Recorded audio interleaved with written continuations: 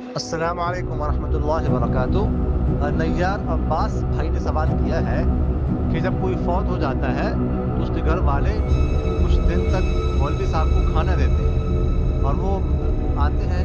میں نے ایک دو واقعہ دیکھے اس طرح کہ مولوی صاحب کھانا لے رہے گھر سے، اور پھر چلا جاتا ہے، تو پتہ نہیں کچھ پڑھتا بھی ہے یا نہیں پڑھتا اس پر، اور اتنے آدمن پہ کیا پڑھ سکتا ہے وہ، تو ایسا کیوں کرتے ہیں اور اس کا کیا حکم ہے؟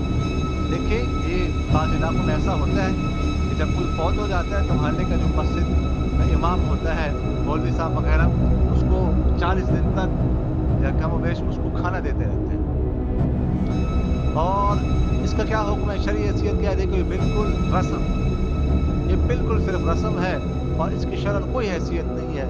کوئی ایسی بات جو ہے نا حدیث قرآن میں صحابہ سے ثابت نہیں ہے، صرف رسم کی وجہ سے ایسا کرتے ہیں۔ اور دوسری بات یہ ہے کہ یہ کچھ پڑھتے نہیں ہیں، اور اگر کچھ پڑھتے ہیں تو وہ بھی جائز نہیں ہے۔ یہ کھانا سامنے رکھ کر کو مخصوص کچھ پڑھنا یا پکڑ کر اس پر پڑھنا، یہ تو درست نہیں ہے۔ اگر کسی نے احسان ثواب کرنا ہے تو احسان ثواب تو وہ کر سکتا ہے، لیکن اس کے لیے کوئی خاص طریقہ متعین کرنا یہ درست نہیں ہے۔ جزاکم اللہ خیر۔